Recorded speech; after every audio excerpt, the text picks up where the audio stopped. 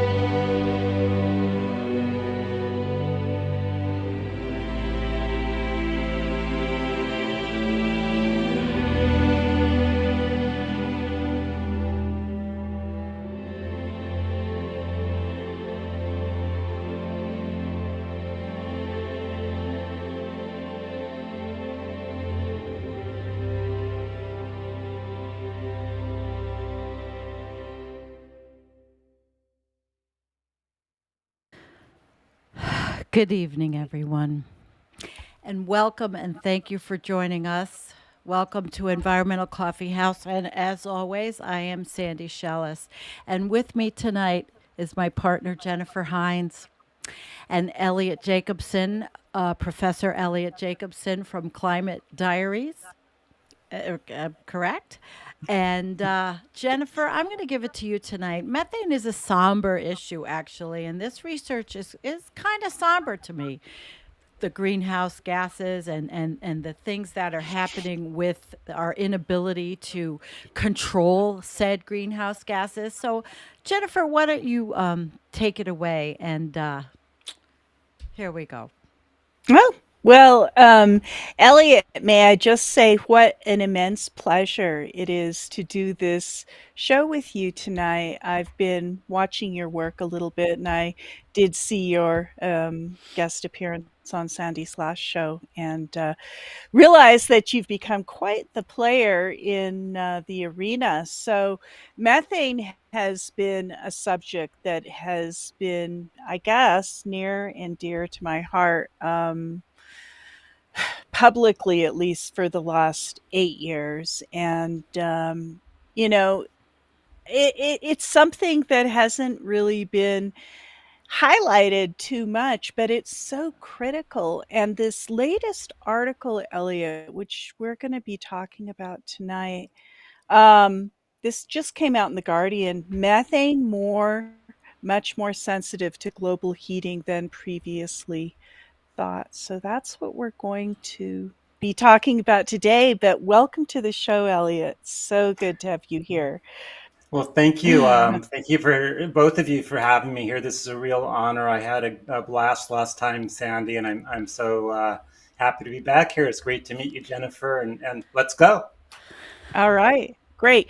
Well, before we launch into this, I thought I'd just give this a quick read so we're all on the same page, because no sense talking about an article that nobody's read. So I'm just going to give it a quick read here. Methane much more sensitive to global heating than previously thought. Greenhouse gas has undergone rapid rapid acceleration, and scientists say it may be due to atmospheric changes. So, guys, this is such an important article, which is why we're dedicating an entire show to it. There is yet more feedbacks within feedbacks. Methane is 4 times more sensitive to global warming than previously thought, new study shows. The result helps to explain the rapid growth in methane in recent years and suggests that if left unchecked, methane related warming will escalate in the decades to come. The growth of this greenhouse gas, which over a 20-year time span is 80 times as potent as carbon dioxide, had been slowing since the turn of the millennium, but since 2007 has undergone a rapid rise, with measurements from the U.S. National Oceanographic and Atmospheric Administration recording it passing 1,900 parts per billion last year. So this is the highest that we've ever seen it. Quote, what has been particularly puzzling has been the fact that methane emissions have been increasing at even greater rates in the last 2 years, despite the global pandemic, when anthropogenic sources were assumed to be less significant. So said Simon Redfern, an earth scientist at Nanyang Technological University in Singapore. About 40% of methane emissions come from natural sources such as wetlands, while as 60% come from anthropogenic sources such as cattle farming, fossil fuel extraction, and landfill sites. Possible explanations for the rise in methane emissions range from expanding exploration of oil and gas, rising emissions from agriculture and landfill, and rising natural emissions as tropical wetlands warm and Arctic tundra melts. And now we're getting into the meat of it all. But another explanation could be a slowdown of the chemical reaction that removes methane from the atmosphere. The predominant way in which methane is mopped up via a reaction with hydroxyl radicals, which is OH, oxygen and hydrogen, in the atmosphere. The hydroxyl radical has been termed the detergent of the atmosphere because it works to cleanse the atmosphere of harmful trace gases, said Redford. But hydroxyl radicals also react with carbon monoxide, and an increase in wildfires may have pumped more carbon monoxide into the atmosphere and altered the chemical balance. On average, a carbon monoxide molecule remains in the atmosphere about 3 months, as you said, Eliot, before it is attacked by the hydroxyl radical, while methane persists for about a decade. So, wildfires have a swift impact on using the hydroxyl detergent and reduce the methane removal. To understand what was driving the methane acceleration, Redfern and his colleague Chin-Sain Chen used 4 decades of methane measurements and analyzed the changes in climate to identify how the availability of hydroxyl radicals might have changed, what impact the changing climate might have on methane sources. Now, here it is. Their findings, published in the journal Nature Communications, suggest global heating is 4 times more influential in accelerating methane emissions than previously estimated, with rising temperatures helping to produce more methane by speeding up microbe activity in the wetlands, for example, while at the same time slowing down the removal of methane from the atmosphere, with increasing numbers of wildfires reducing the available hydroxyl radicals in the upper atmosphere. Quote, it was really a shocking result and highlights the effects of climate change can be even more extreme and dangerous than we thought. Oh, If yeah. the oxidative capacity of air is also in trouble, as these results suggest, then we have a double-edged sword. said Ewan Nisbet, an earth scientist at Royal Holloway, University of London, who led UK's global methane budget project and was not involved in the study. Quote, that's a real worry because methane acceleration is perhaps the largest factor in challenging our Paris Agreement goals. While carbon reduction needs to remain the main focus, Redfern and Chang said methane cannot be ignored. Nisbet agreed, said much of the emissions comes from recently industrialized or developing countries and they need help. What is needed is not money, but good governance.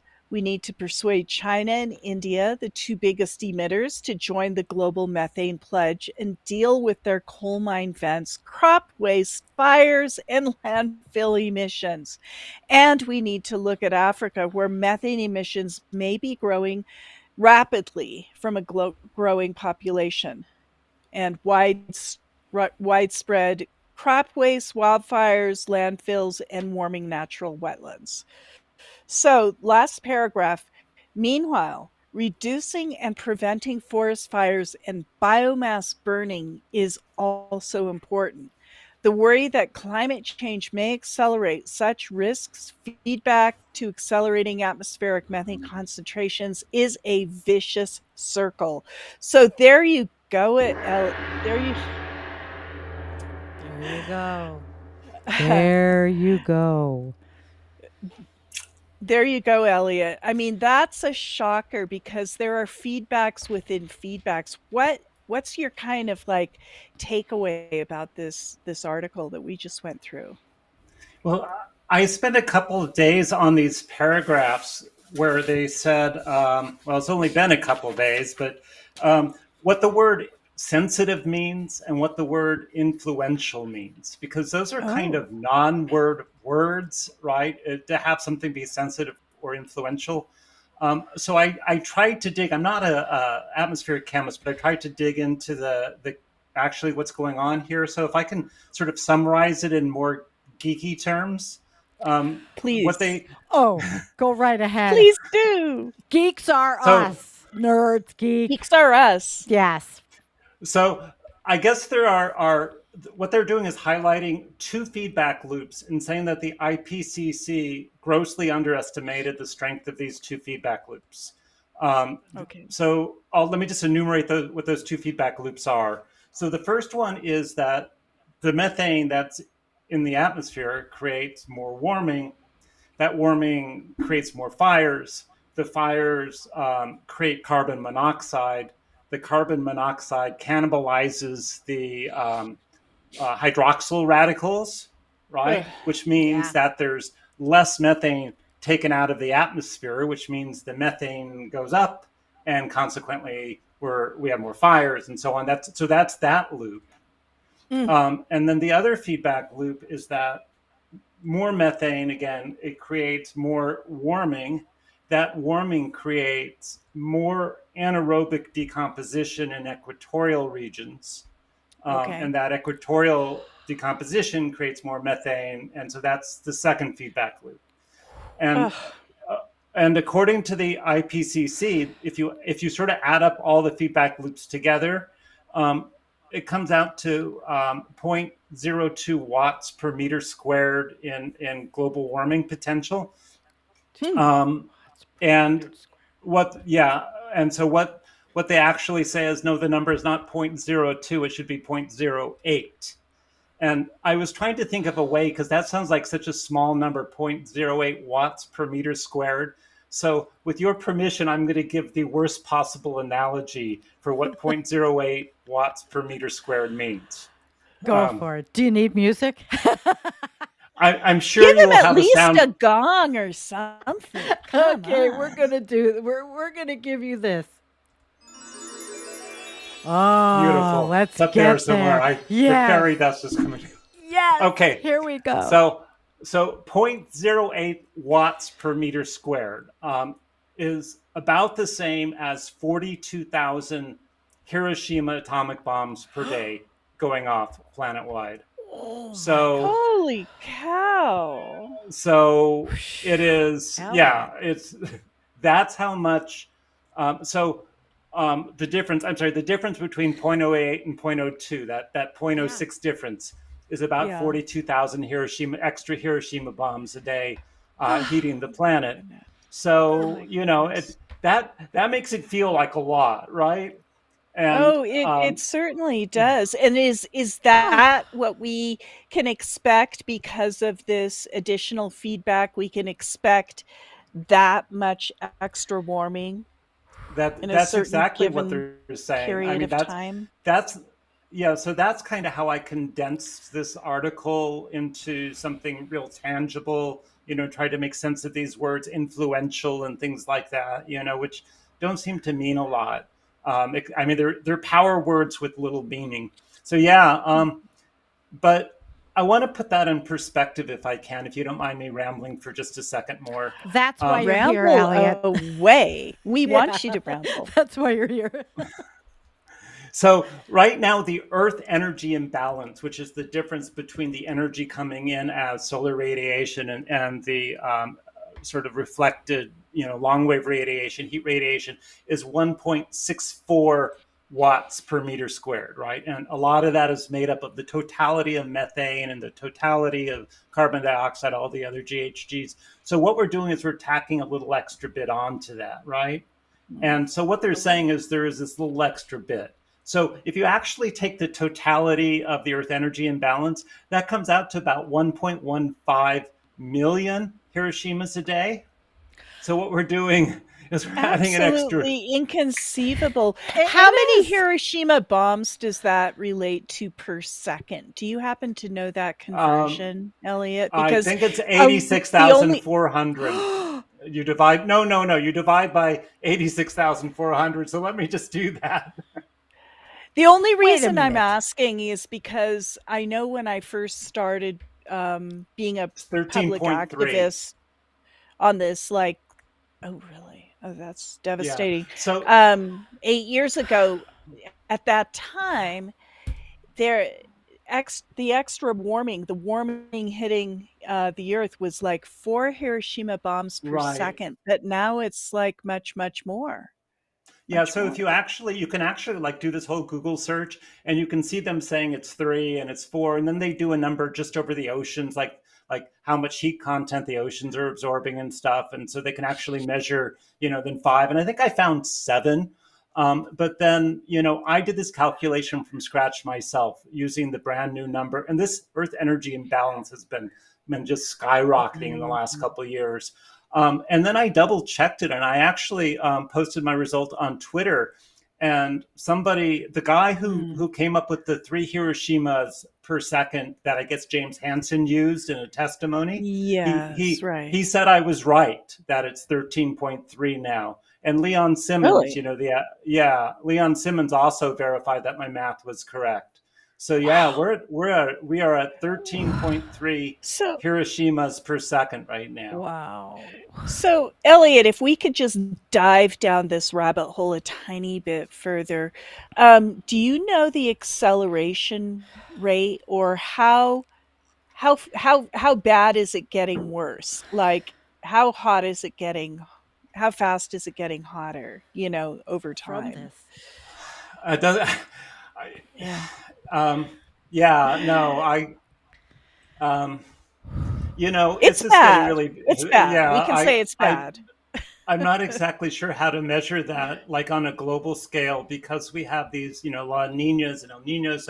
So we talk about, the amount of heat that the oceans are sort of trapping right now and holding in reserve, and they absorb 93% of all the, incoming excess Earth energy imbalance. They're going into heating the oceans, and so most of it's there. And there are new temperature records all the time. I think we Yeah. won't know how bad it is until the next El Nino, and then it'll Mhm. just hit. It's That's what just I going to hit feel Agreed. us. too. Yep. You Oh, it's know, gonna be brutal because, we've had an elongated La Nina, and that's kept it a little bit artificially cool, or out of, in the La Nina cycle. And then when this El Nino hits, it's gonna actually coincide with some sort of solar maximum with sunspots or something, or at least some sunspot cycle. In any case, I think the point of the matter is there's going to be a heck of a lot of heat released into the atmosphere, and it's going to Yeah, become much hotter. on the methane part of the ENSO cycle, though, um, the La Nina actually spikes methane. And the reason is Oh, that really? it focuses rainfall on the equatorial region. Of course, we don't get it here in Okay. California. It never rains in Okay. California, but when you get a lot more rainfall in the equatorial regions, you get a lot more of the plant biomass covered with water, so that there can be the anaerobic decomposition. Which is exactly how you generate methane. And in that article, that was Right.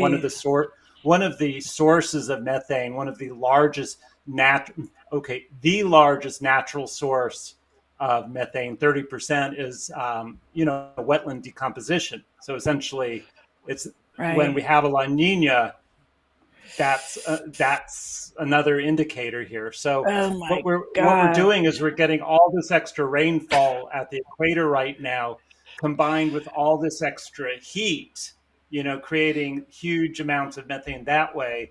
And Right. then we don't have as many hydroxyls around to scrub it out, essentially, because of the No, wildfires.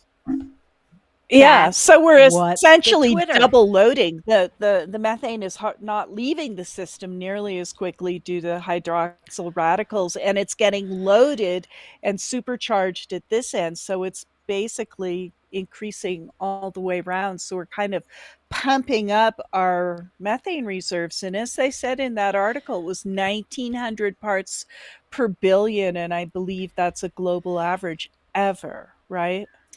Yeah, First I time. it's I not yeah, I think it's 1920, right? It's over 1920 right now, Is the global it? methane, yeah, parts per billion.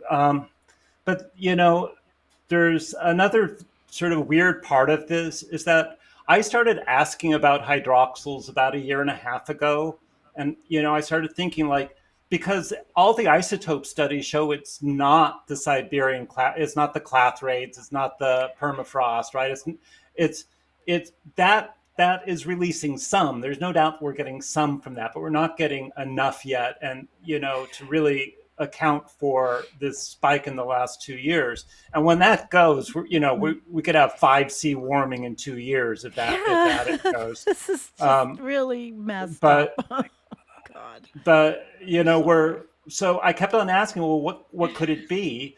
And I thought about, well, maybe it's hydroxyl, and people are like shooting me down. No, it's not hydroxyl. It's not hydroxyl. Hydroxyls are Okay, so you constant. thought of that, and we're on to the hydroxyl radical prior to the Guardian article coming out, and Yeah, a lot. And we're all over I that. actually I actually got contacted by somebody who was doing some work down in Antarctica. And the problem is that if you try and look at like a historical, you try and reconstruct the historical hydroxyl record the way we can reconstruct historical carbon monoxide or historical carbon dioxide or other gases. Um, Hydroxyls only last for a second, and they don't really leave any trace behind that let you know, oh, this was the and they're I see. you just so what they were able to do in these ice cores from Antarctica is to reconstruct a hydroxyl history, right? And Mhm. Okay. so they were trying to use those as a proxy for sort of equatorial hydroxyl. Okay. And So so tracking hydroxyl radicals, it's kind of like chasing a ghost, right? Hard to it's detect. Yeah, I mean they live for less than a second. Should we go through the like how they're created for the audience here? Like where Yes, does the yes, hydroxyl come from? Absolutely. yes. Yes, they'd love to know how hydroxyl radicals are created. I just like the word radical, right? I mean that just Yes, sounds we are great. radicals. Yes, I mean all 73 people that'd be watching. like a great name for a baseball team, the Hydroxyl Radicals, right? That's what they want. Yeah, Absolutely. that's a good one. Um, so so what we start with is ozone. And ozone O3 gets hit by a high energy photon, And then what that does is it creates O2 and sort of an active free oxygen, right? And so Okay. that oxygen is going, what should I do right now? And it looks around, and it finds a water, right? And Right. so it hits that water. Now the problem is there's not enough electrons to make, anything that's real stable there. And so it'll make this like OH thing and resonance, and then it kind of splits up into two OHs. Huh. So what you Okay. So need, that's how it happens. Okay. that's the primary way we get hydroxyls is ozone, Okay. and then we get hit by a high energy UV, and then we get a free oxygen, which hits then a water, and that H2O plus an extra O gives us, So two OH groups.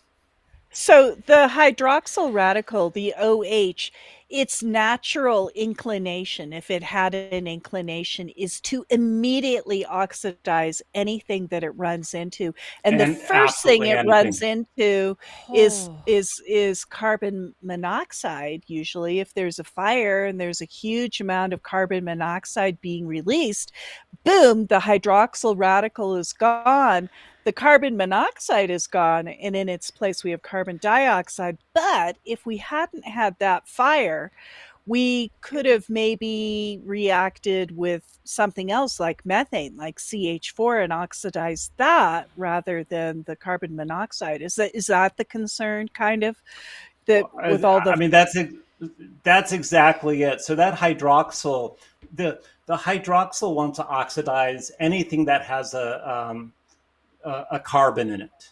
All right, a yeah. carbon something or other.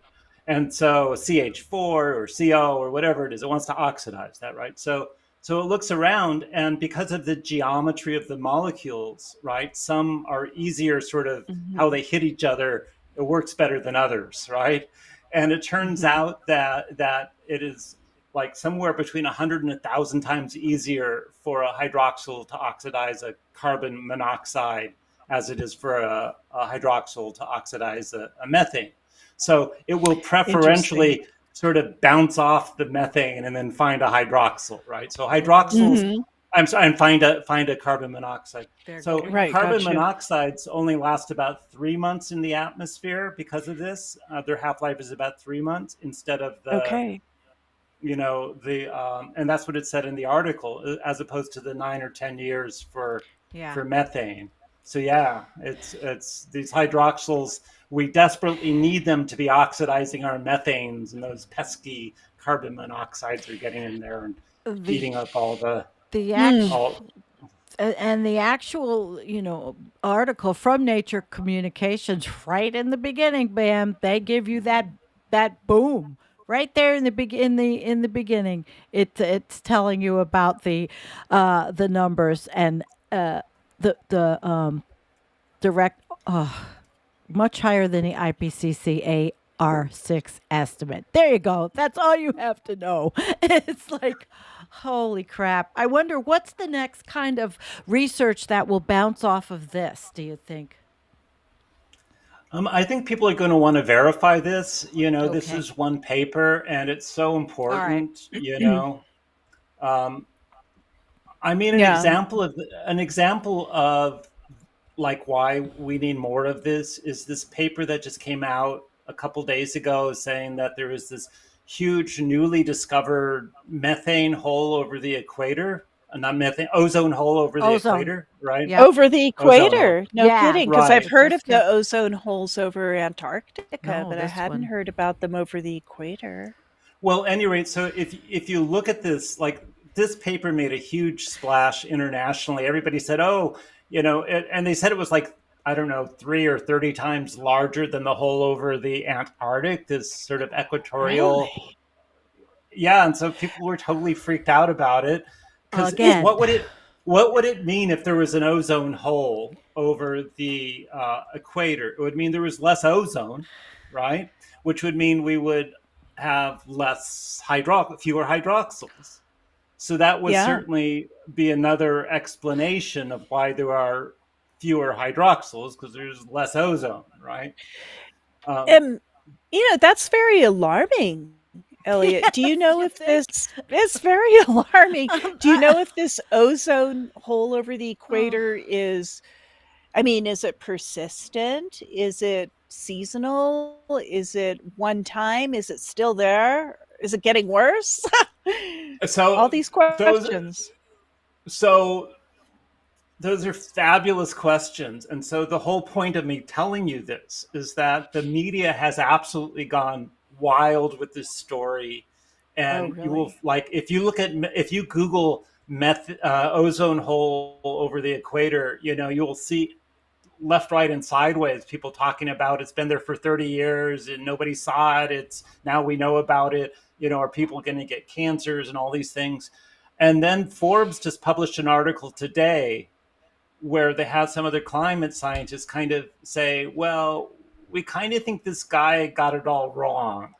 We kind oh, of think of he course, completely screwed Forbes. up his study. What the And Red, heck? I mean, red really? in That major bad? communications, really, or the ozone um, study, Oh, the the the the the the ozone ozone. hole over the equatorial ozone equator. Okay, hole, that guy. right? That- Yeah, his name is Lou. Lu is his But last that's name, and Forbes. well, Forbes is no, but Forbes is the. quoting like the best atmospheric scientists out there. They went and because Forbes Okay. did some good journalism, All right? right. They just didn't run with the story. They actually said, well, let's verify this story. They contacted some good climate scientists who said, well, it's one study, and we have 50 years worth of studies that contradict So, this one study. And we would really like to have more than one study to verify it. Okay. Can I ask so a the one question? study that they've done, were they even right? I mean, does it exist or is this guy just completely I, making it up? I mean, this I, is pretty big deal. I completely agree with you. It's a huge deal.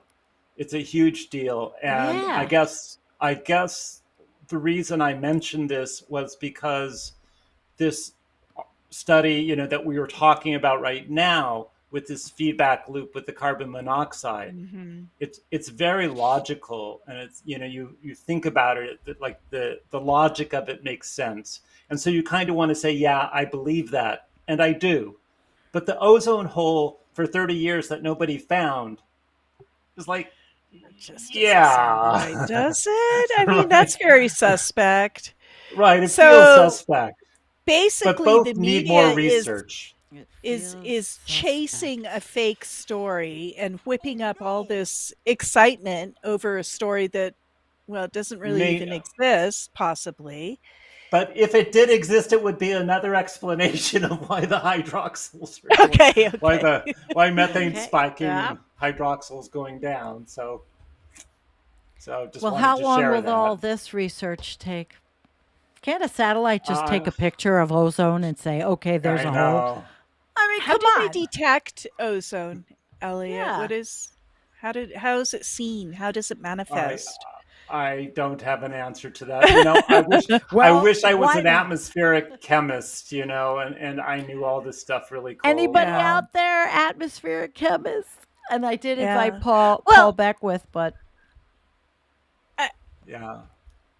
I guess the Uh, point is it's a lot worse than we thought it was, at least this methane feedback and the hydroxyl radicals. And for some reason, it seemed to escape our understanding. I mean, is this new knowledge that hydroxyl radicals are causing methane not to decompose or oxidize? I guess would be the right term. I think people have always known that you need hydroxyl radicals to sort of as part of the methane cycle in the atmosphere, and it's Hmm. sort of been always assumed because you need so few hydroxyls, right? The actual so methane is like 1900 parts per billion, right? Surface level hydroxyl is less than 1 part per trillion. So Oh essentially, my it's like a. it's goodness! it's very rare to have a Wow. hydroxyl. You have essentially more than 1 million times as many methanes as you have hydroxyls. So when that Okay. hydroxyl comes around, it's got 1 million methanes to choose from, Right. right? But Right. unfortunately, now there's these other Yeah. um, critters It can out there, the find it carbon, can find the carbon monoxide, and much easier, it likes much them easier. better. It likes them better. So yeah, the lifespan of a hydroxyl, it's less than a second. They Yeah. pop into existence, find something to eat, and they're gone. Um, but yeah, I'm sorry, I missed your Yeah. question. Um, No.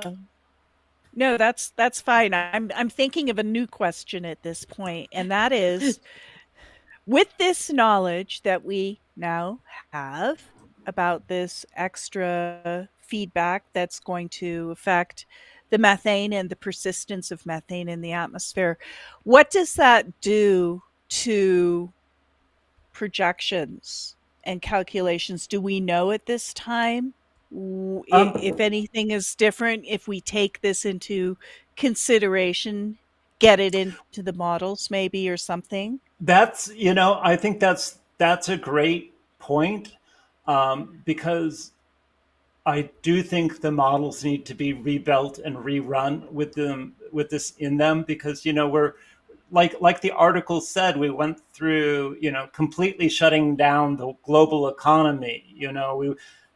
We are now cleaning up our methane sources all over the planet. There's all this effort to clean them up, and this work, and yet the numbers just keep spiking, right? And so Yeah. something is profoundly missing from the models. And I do think, can I share this one graphic I have, Yeah, Eliot methane? absolutely. All Because right.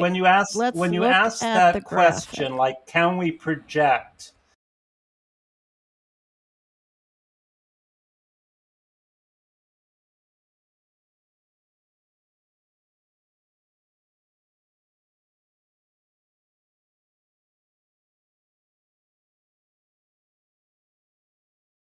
I don't know So why it's so not here. Hang on.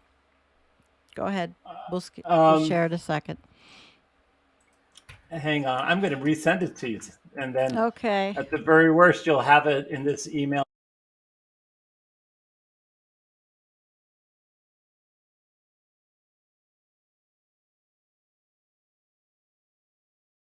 So the point is that we are not looking at the amount of methane that's entering the atmosphere in the right way.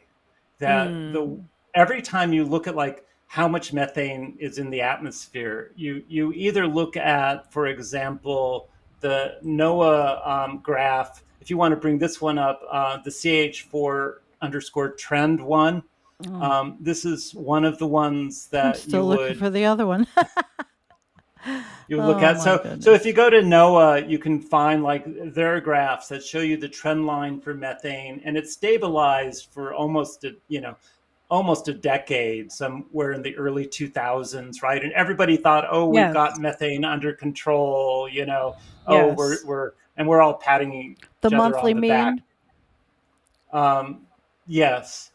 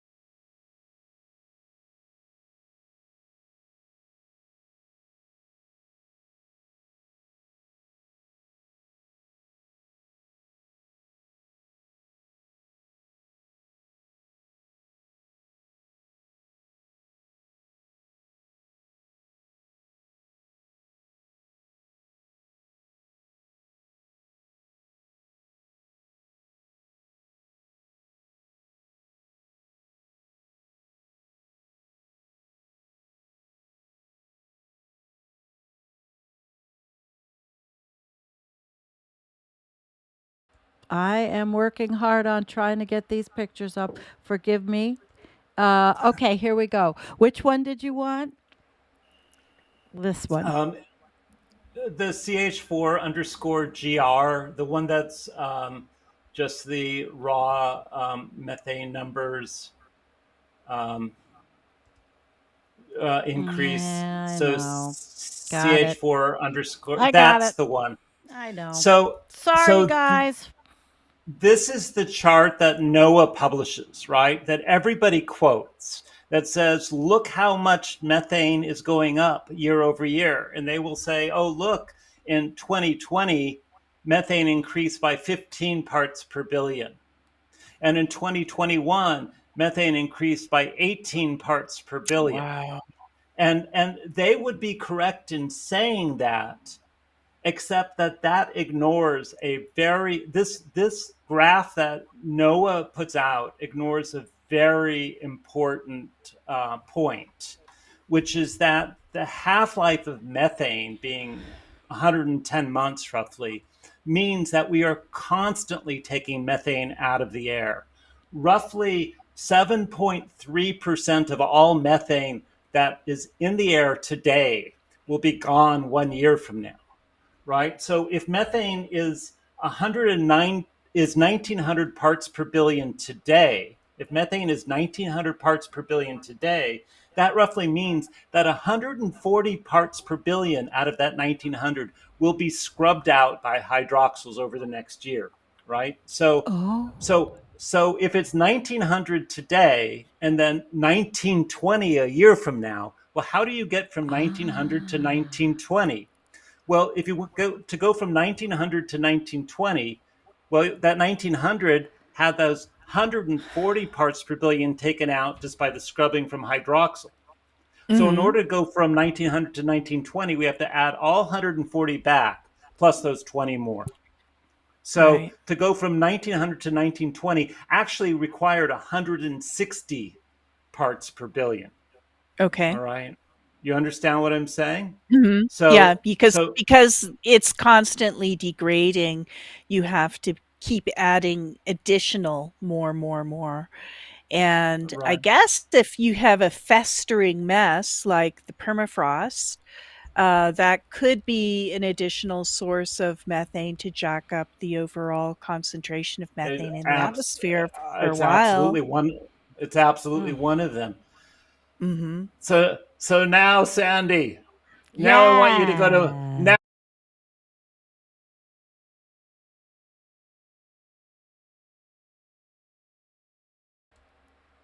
Eliot This is the methane.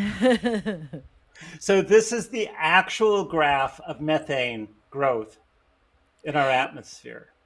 E Elliot, can you tell us about the x-axis? Because I can't see it. Is there an x-axis that's being shown? Um, I guess I can't there, see it here.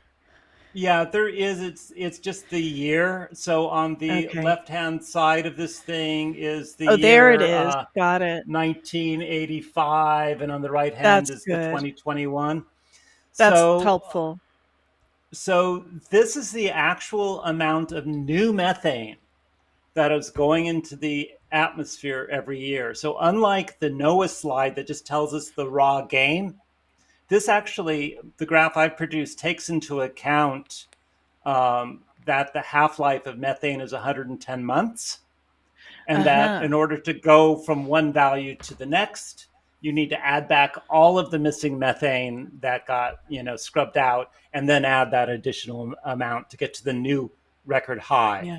So when you look at that, you can really see what's happened in the since roughly 2017 or so, the last 5 years. It's just crazy. I mean, it is just absolutely insane how Yes. much new methane is going into Mm. the atmosphere right now. It's just Yeah. breaks record every single month. It breaks the record for new methane. And I just wanted to add one thing: that dashed red line down there at the bottom.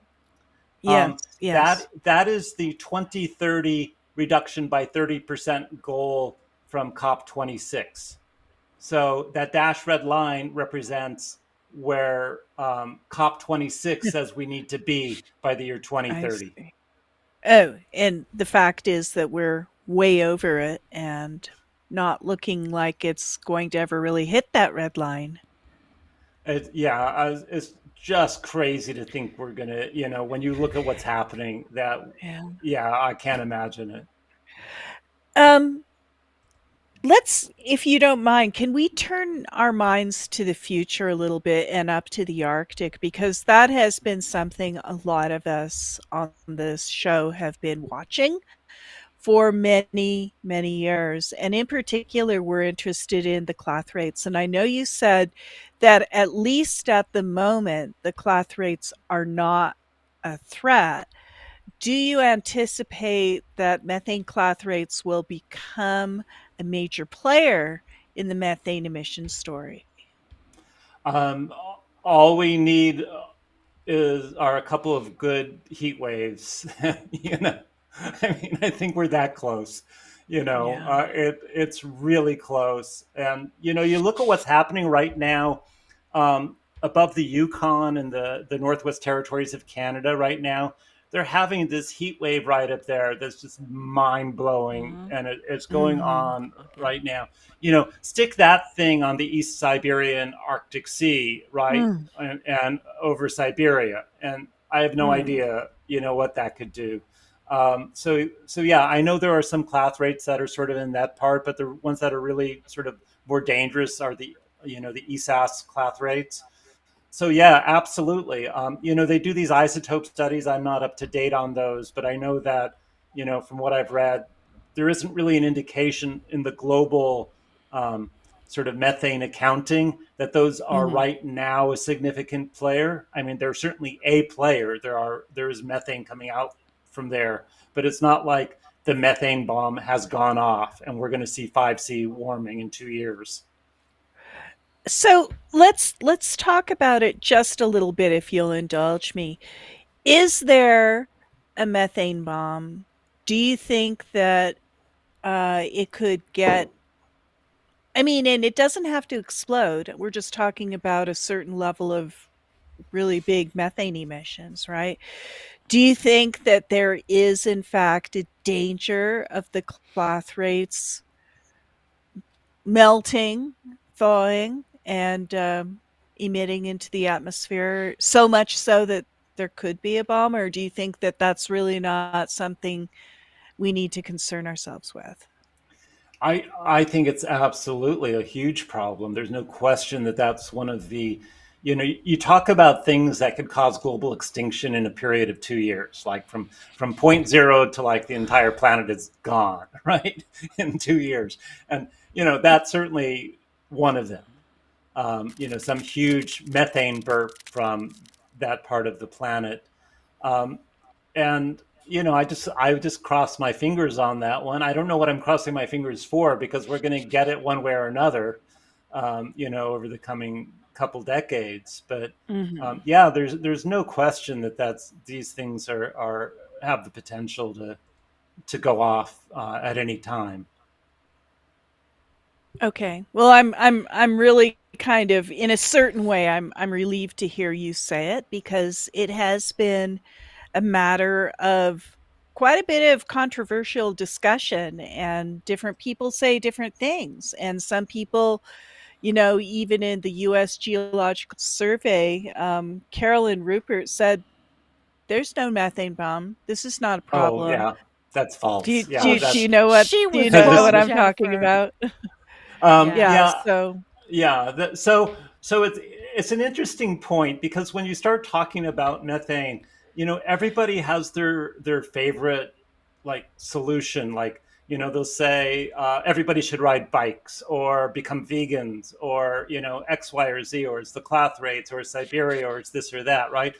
And you hear all these things, and so you try and just Another one. like approach the subject with an open mind, like what is happening today on the planet, with the and I actually trust scientists for the most part, so what is mhm. happening on the planet today and what is the best science saying is going to happen tomorrow.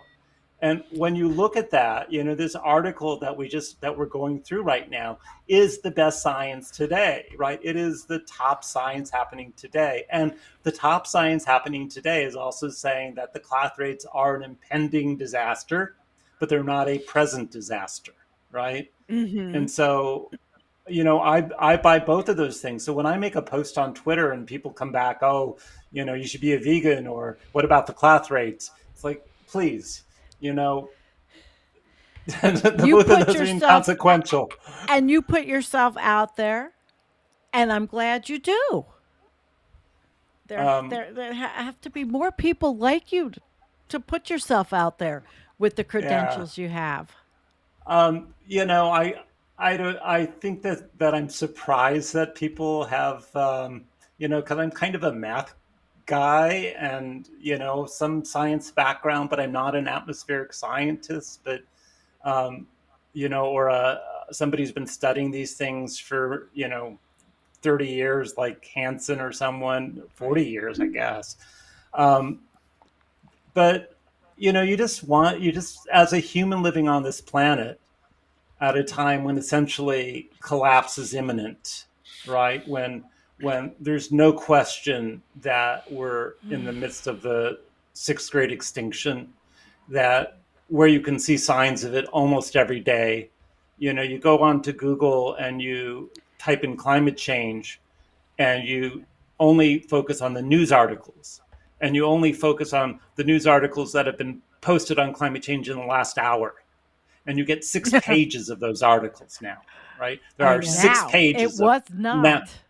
Jennifer and I can tell you, we used to search a whole week and say, "Oh my God, we're going to squeak by this show," and then it's exploded. And No, I it mean, had yeah, literally, yes, literally, yeah. literally exploded.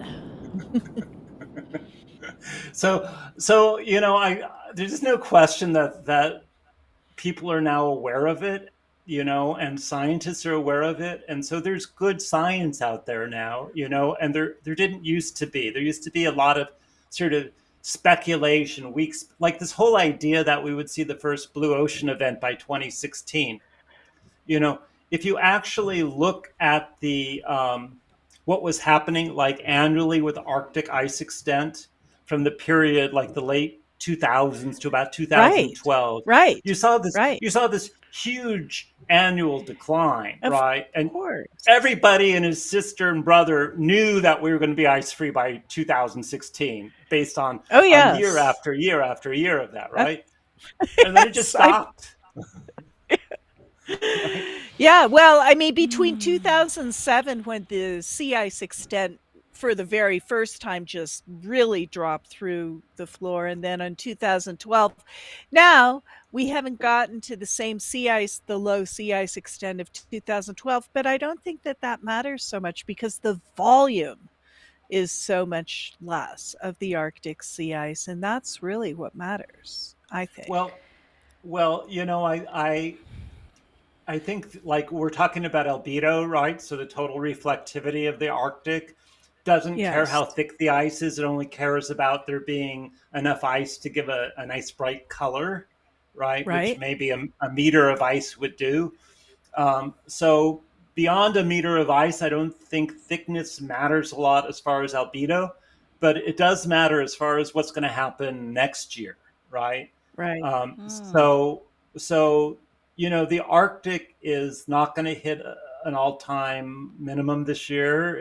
We're not going to have a blue ocean event this year, Right. um, but when that happens and the clathrates let loose and the methane bomb, and we're going to have a It's lot more. just a matter of time. We don't know how much time. I mean, we all know all of this is percolating together, but we don't have the time. We don't know when. And Am I what's so right? interesting in that article we were reading, you read, it mentioned waste fires, right? So it's not just Okay. wildfires. They actually say the word waste fire twice. And Uh, the point is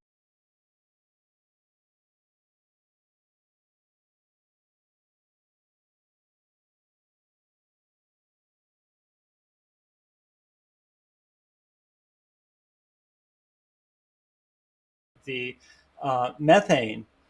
Um, Anywhere where those fires are taking place, is horrible for the planet. And so when Brazil, when we're burning down rainforests, when we're burning croplands, when we're setting our All dumps of it. on fire, it's like all the Right. ways in the equator, in Africa, or in Central America and South America, um, and so if you actually, now I want you to just put up that, if you could, the CAM's carbon monoxide. Right. Can you find that one? Can we put that up? I sure can. Jennifer, am I talking too much? I don't Okay. want to be. No, I think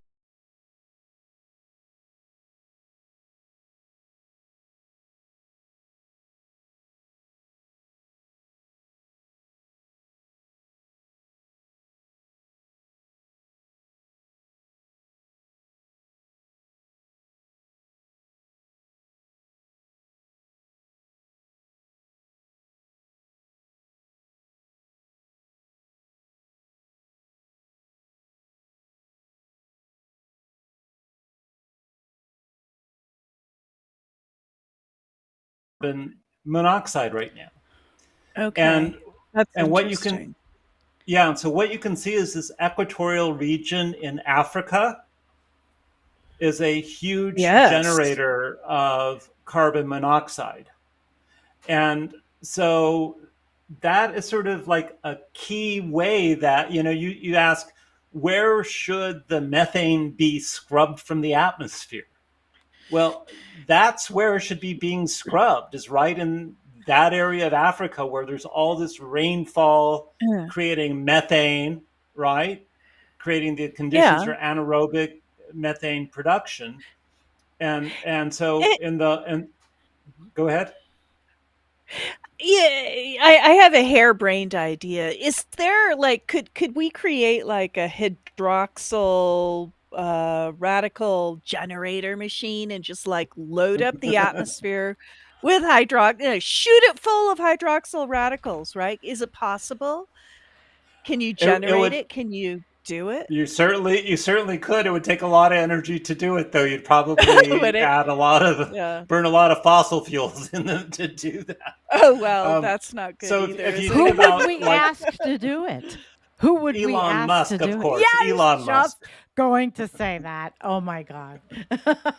on his way to Mars, please leave Oh, a trail yes. of Okay. hydroxyls Or behind. maybe, rent out the CERN, accelerator, right, in Switzerland and, take I a don't know, few Jen. spins around with some photons and create I some uh hydroxyl radicals. How I about feel that? a flush Solve all of coming, our Jen. problems. Yeah, I feel a flush coming, Jen. Oh. Uh-oh. Is that a Well, sound effect? I don't yeah, know. that's our sound effect, the environmental coffee house flush of the Well, day. let me drink to I that think flush then. I think that There we flush go. might be with Elon Musk again. He's a frequent flush person. All right. Now that Sandy is happy and the break time is over, we do have questions. Let me know when you guys are ready for the questions. Go for it. I'm All I'm right. And ready. forgive me, guys, with the sound. We had a couple of audio issues and it was fixed. All right. So we have Gary Hoover. Hi, Gary. By understanding the science here can help to stop false narratives rooted in fear and prejudice surrounding the changes we will see. We need to talk about reality and responses of love now. Well, I guess that wasn't really a question, except that we should continue to talk like this. Thank Well, you, I Gary. I have my own. I don't know what love is, but I know what direct action is, Okay. and so I really, strongly recommend um, volunteerism and activism. I volunteer with the local wildlife care network. I'm working with the songbirds right now, so I'm feeding and cleaning cages and doing all sorts. And I help with the pelicans. I mean, just whatever you can do locally, That's just beautiful. to help with the something in where you live, you know do a little bit better than it would have otherwise, given that the world is coming to an end. And the other is, and this is, this is hard for a lot of people. Times are tough, but if you can give a little money to some charity, that's a direct active thing you can do. So if you don't have the time, but you have an extra $20, So yeah, I mean, this idea of love I mean, like us. is I mean, I love I love lots of people. I love you guys, right? But probably the more I drink, the more I would love you, right? But it's love is not action. Love is not action, right? And I am really pro action. I am really Hmm. pro doing something. Well, I And so tend to that's what I agree would because say. I do that. I mean, I'm doing something tomorrow. I'm always busy with some kind of local organization, environmental thing. Tomorrow we're doing a little march, in town. I have a idea of So the are you going shirt to I'm give going to wear. yourself an applause for that? No. You gave me an No. applause. You should give I yourself know, an but you're a applause. guest. You're a guest. All right, all right. So here's another one. And that is actually that's the core here too, is action. I mean, we all talk about that. We definitely do. Hi, Elliot. If the mysterious Georgia Guidestones survived their bombing this week, wait. Their bombing this week, would its prediction of 500 million people being sustainable be correct if the future people read the message? Hi, all. Hi, Lorax. He's in Colorado. What a question, and I know, right? Think about it, though. what a We have sad. I mean, yes, it's sad. because You know what it reminded me of was when the Taliban destroyed the Buddhist. Like there was this huge rock cliff carving that was 100 meters Oh, yes. high, and they Yes, like that bombed in it. Afghanistan, that Right? Buddha Yeah. was like 2,000 Yeah. years old. It was an Right. entire cliff face, Right. ancient Yeah. carving, and the only thing they could think to do was to blow it up, Right. and I just have so I I have so I little know, tolerance for but anything but that like that. I but know. blowing up the thing in Georgia felt like the same thing to me. You have sort of a radical political cult deciding that these things are some sort of against their religion, so they need to go. Um, but do I think that 500 million humans are sustainable? I think 500 million humans were sustainable for tens of thousands of years, so it's Right. certainly sustainable at that population. Well, we have a question from Lisa, which was, so what percent of the population needs to die off to save the planet? And I'm answering it. We don't answer it like that, Lisa. We don't look at things like that. We're not eugenicists here. We talk reality. And if the population were to go down, from what I would think it would be for women's rights and proper birth control and educating women all over the world to make their own decisions and not having religion interfere with it. And that is my answer to that question, Lisa. Thank you. Well, also, I mean, it would be pretty easy to control the population if we would just stop having babies, I mean, it would take a little while. You don't have to kill anybody. You Right. just And have to stop voluntarily. breeding. You just have to stop Voluntarily. breeding. Yeah. Yeah. All right. Let's see. Let's move on. Amy Lynn's with us. Darling Amy. Uh, let's see. I don't know which one to ask first, Aim. Okay. Let's see. How about this? Uh, Question of the decade: who is Sam Carana? Everybody asks. We all know that Sam is a bunch of people. LOL. But seriously, ask Elliot which scientists he follows. Thank you. So I absolutely do not follow Sam Carana, and anything Okay. that whatever that thing is, I disregard immediately. If somebody quotes that person, I don't read what they've quoted. If they try and tell me that that person is making a point using some data, I don't buy their point. So whatever the Sam Carana thing is, my sense is that a lot of it's right, that a lot of it, is based on science and good logic and reason, but enough of it I know is wrong, right? That Mm. is provably wrong, that I just disregard that thing, and I think it's cowardice to hide behind that, and that it would be easy enough. I mean, I was an academic, right? Me too. I was a professor of mathematics. I was a professor of computer science. I was in the academic world. I was in the business world with my casino companies. But never once did I hide behind anonymity for fear of Mhm. anything. And hiding behind anonymity is pure cowardice and does not deserve my respect. So that is my thing about Sam Cranon. Well, thank Um, you. I got angry. Did you see the veins pop in my head? You're allowed. You're That was our a bit of a guest. rise from you. um, as far as who I follow, I just trust scientists. I trust people who put their name on a research paper and publish in a major journal. Uh, I I don't follow anyone in particular more than any other. Of course, I love Paul Beckwith, um, Mhm. but I mean, I love Wadhams and Leon Simmons, and I love all these people. Now, Catherine Hayhoe, no, right? Man, no, absolutely not. So, there are some of these people Hayhoe has such a good mission, if you like, right? Her mission is to get religious people to Mhm. get past their sort of attachment to a god and a plan and actually believe climate scientists.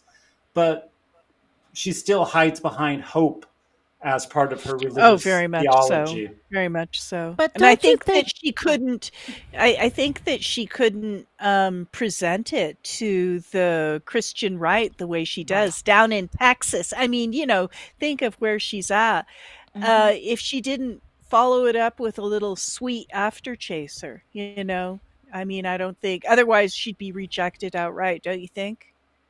Well, she would, but again, why bother? Why is that important? I mean, either you want to speak Mhm. the absolute truth or you don't, I and you think she shouldn't. does a Okay, good I job for see, I children. see. I do think she has a place in her little what global weirding was perfect for children. And now in the I Now, political climate we're in, I don't think that I don't think any of that's going to happen in those well, I states. mean, that's the other thing. The whole thing with having children and what that sort of has done to, like, House Father is another example of that, right? He has a new young child, and he's the first to sort of defend the fact that we can meet these goals and find a way to survive into the future. Um, and he's also actually the only really legitimate climate hopium addict out there who hasn't blocked me on Oh, Twitter. I oh my mean, gosh. I mean, yeah, Oh I mean, my. Oh my. Ah. Well, that gets an so applause too. Ah. Yeah. I really like House Father, but I just think he's wrong. Um, be, with his hope, sort of have more children perspective. Children, his perspective is that if we don't have kids, what are we, fighting for anyway? Right? Why do this Well, anyway if we're not having children? I don't agree at all. But, But he's I mean, you actually can said tell that. I know. I but I'm a non-breeder, I am a not a breeder, so I am free in a certain way because I don't really have it's selfish, right? It's very selfish, but I don't have to worry particularly about my direct blood descendants Why of is my that body. selfish? Why is that It's selfish? You made selfish. a choice not to I have did. kids. That's I selfish. did. My kid is not having kids. And now she can't even get her goddamn tube side where she moved to Georgia. She has to come back to New York because that's how Oh, no, screwed up everything is. the decision was not selfish. My No. glee in my decision Oh, is selfish. That's what's selfish. I don't. Yeah, I don't. you All know. right, if you think so, I don't think your glee in the decision is selfish. I think it's well earned. I mean Listen, as I a mean, mom, to me, I was it just very seems so gleeful when they obvious, grow just up.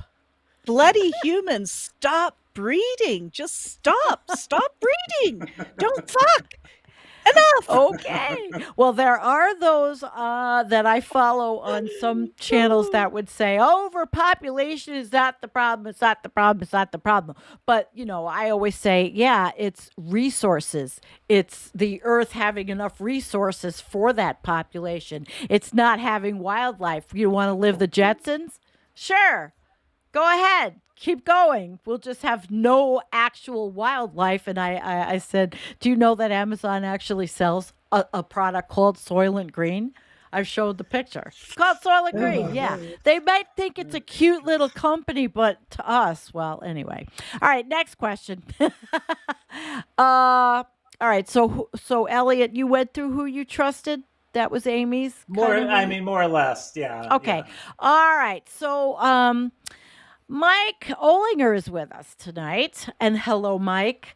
Not sure if Elliot or anyone has seen the latest gas hydrate well, one down hole temperature data, minus 3,000 feet plus, wait, let me get that back up there. Plus below the GHSC 54. Yeah. Copy paste. All right, Michael, why don't you write to him directly and have a conversation, because this really is quite a page 14 in the next text. Perhaps the Nature article. Maybe that was the actual article. All right, listen, Mike.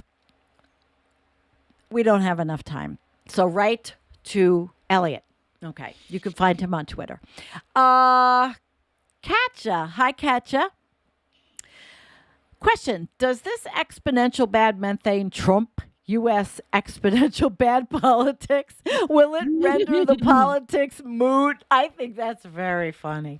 I do like that. I had to play that one. What do you think? Because we're living in a time when, with the way, especially in the United States, it's going. I doubt we're going to have any kind of meaningful anything happen here. What do you think, Can Elliot? I tell you? I want to tell you my pet peeve about that question. Okay.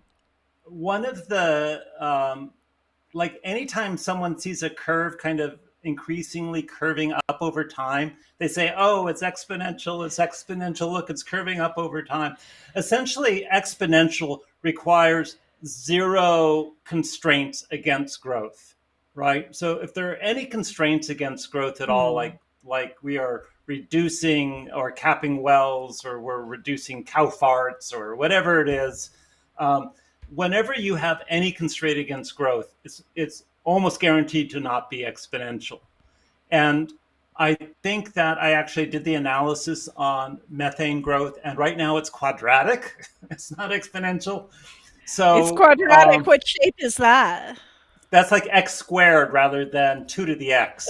The quadratic. Right. I remember it Okay. barely. So the quadratic is the drag because it doesn't have just free liftoff. It doesn't have free lift, right? So Okay. so exponential is when you put a bacteria, There's in the a quadratic. in a petri dish, and the petri dish is essentially infinite with respect to that little bit of bacteria you placed in the center.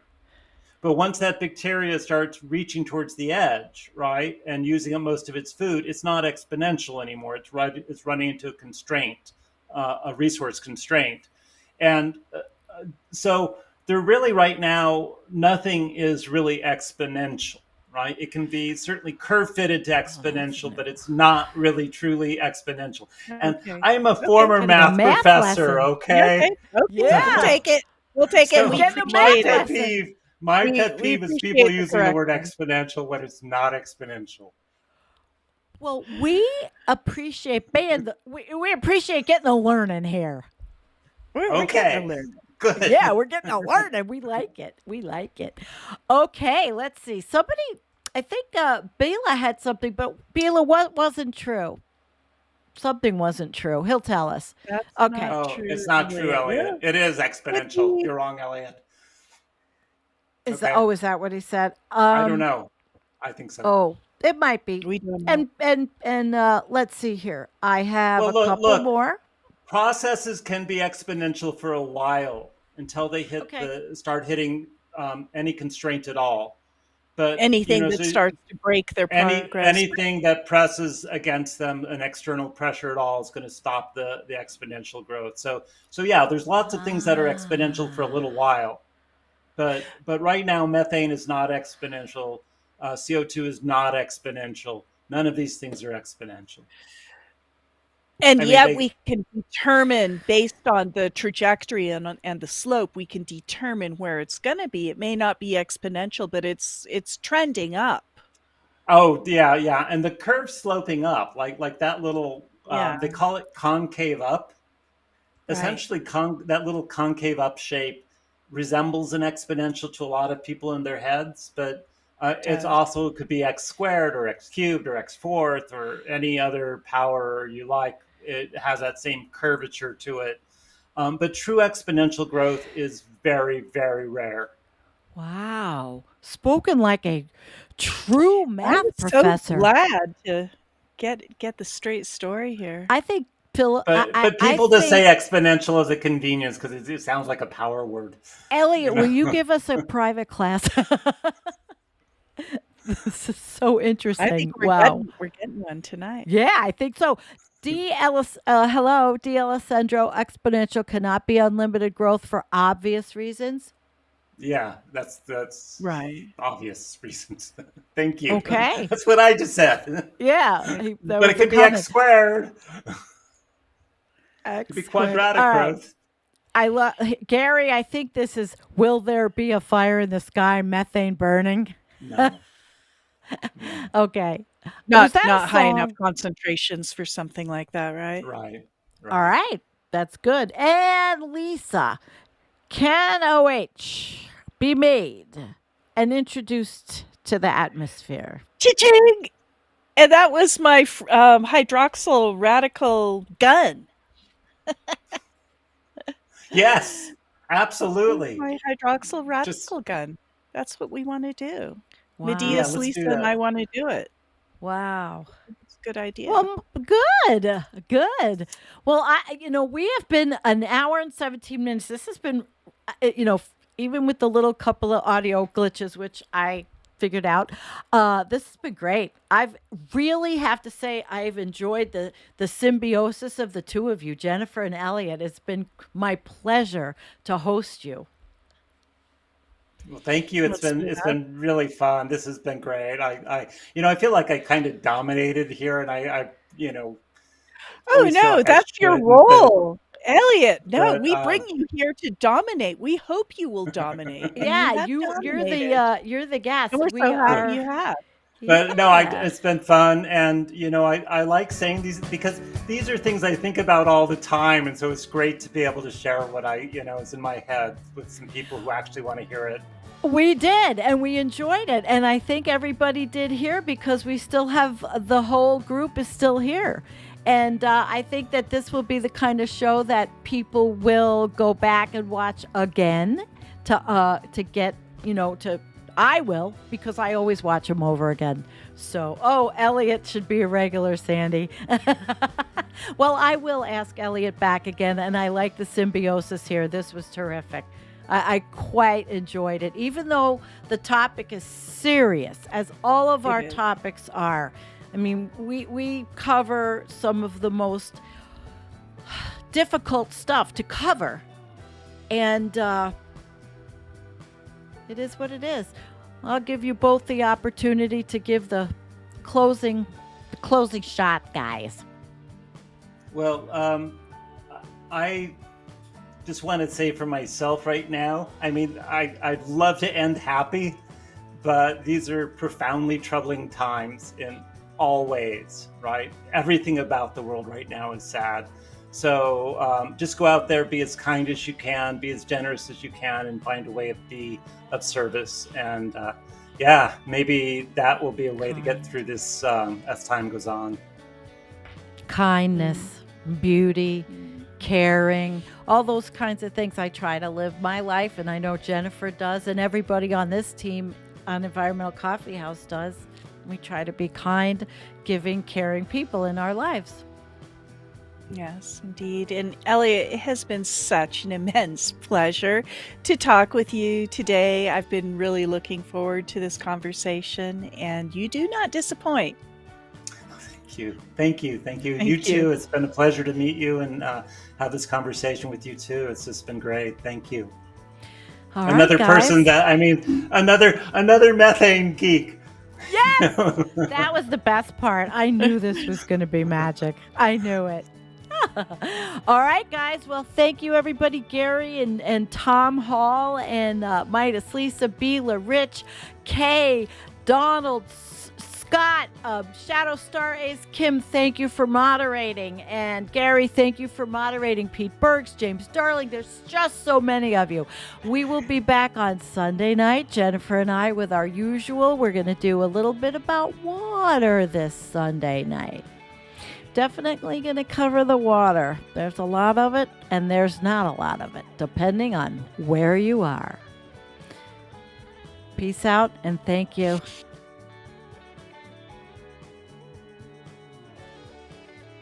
We are in a desperate situation right now